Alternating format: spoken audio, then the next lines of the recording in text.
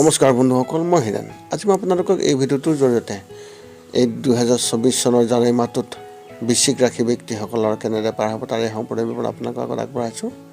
প্ৰথমে মোৰ চেনেলটো আপোনালোকে ছাবস্ক্ৰাইব কৰি ল'ব, যাতে মোৰ পিছৰ ভিডিঅ'বিলাক আপুনি সহজে লাভ কৰিব পাৰে। লগতে মোৰ ভিডিঅ' যদি ভাল লাগে তেন্তে লাইক আৰু শ্বেয়াৰ কৰিব, কমেণ্ট কৰি আপোনালোকৰ মনৰ ভাৱ প্ৰকাশ কৰিব। এতিয়া মূল বিষয়লৈ।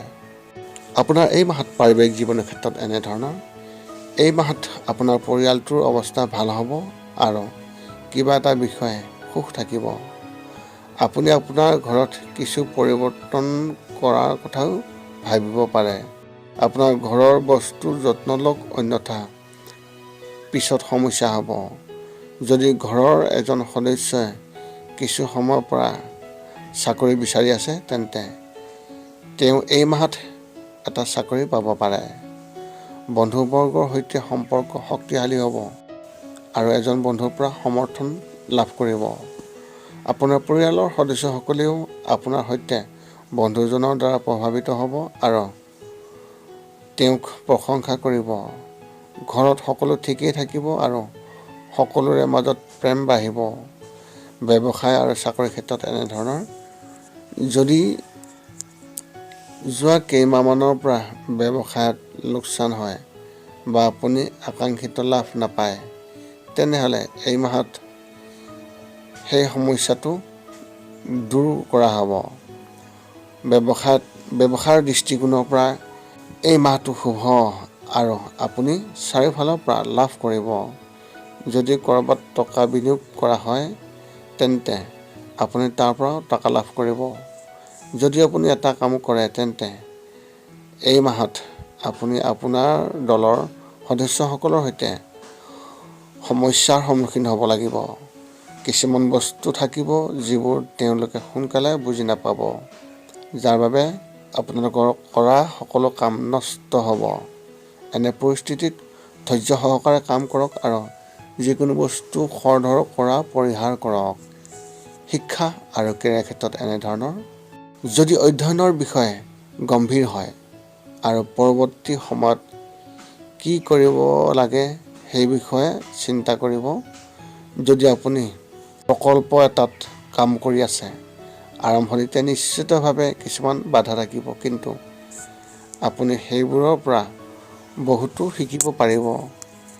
মহাবিদ্যালয়ৰ শিক্ষাৰ্থীসকলে তেওঁলোকৰ বন্ধুবৰ্গৰ সৈতে কিবা নতুন কাম আৰম্ভ কৰিব পাৰিব আৰু তেওঁলোকে ইয়াত প্ৰাৰম্ভিক সফলতা পাব। যদি আপুনি পৰীক্ষাৰ বাবে আপুনি প্ৰস্তুতি চলাই আছে, তেন্তে এই মাহত আপুনি ইয়াত কম মনোযোগ দিব পাৰিব আৰু আন কামত অধিক মনোযোগ দিয়া হ'ব। এই মাহত আপুনি সময়ত সকলো কাম প্ৰস্তুতি কৰিব নোৱাৰিব। প্ৰেমৰ ক্ষেত্ৰত এনেধৰণৰ। প্ৰেম জীৱনত সাৱধান হ'ব, কিয়নো আপুনি এই মাহত আপোনাৰ সংগীৰ দ্বাৰা প্ৰতাৰিত হ'ব পাৰে। এজন বন্ধুৱে আপোনাৰ সম্পৰ্কত বিভেদ সৃষ্টি কৰিবলৈ চেষ্টা কৰিব। আপুনি পিছত জানিব পাৰিব। যদি আপুনি অবিবাহিত আৰু জীৱনসংগী বিচাৰি আছে, তেন্তে এই মাহত এজন বন্ধুৰ আকৰ্ষণ অনুভৱ কৰিব। বিবাহিত জীৱন সুখী হ'ব আৰু কোনো ধৰণৰ সমস্যা নহ'ব। যদি আপুনি মাহৰ তৃতীয় সপ্তাহত আপোনাৰ পত্নীৰ বাবে বিশেষ কিবা কৰিবলৈ চেষ্টা কৰি আছে, আপুনি উন্নত ফলাফল পাব। যদি সম্পৰ্কটো চলি আছে, তেন্তে তাৰ পৰা কিছুমান বাধা থাকিব পাৰে আৰু বিষয়টো সমাপ্ত হ'ব। স্বাস্থ্যৰ ক্ষেত্ৰত এনেধৰণৰ। মাহটোৰ আৰম্ভণিতে চকুৰ সৈতে সম্পৰ্কীয় সমস্যাবোৰে আপোনাক আমনি কৰিব। আনহাতে দ্বিতীয় সপ্তাহত কষ্ট সম্পৰ্কীয় সমস্যা হ'ব। ইয়াক এৰাই চলিবলৈ যদি আপুনি ভ্ৰমন্ত্ৰী প্ৰাণায়াম কৰে, আপুনি উন্নত ফলাফল পাব। দিনত এবাৰ ঠাণ্ডা পানীৰে চকু ধুবলৈ অভ্যাস কৰিব।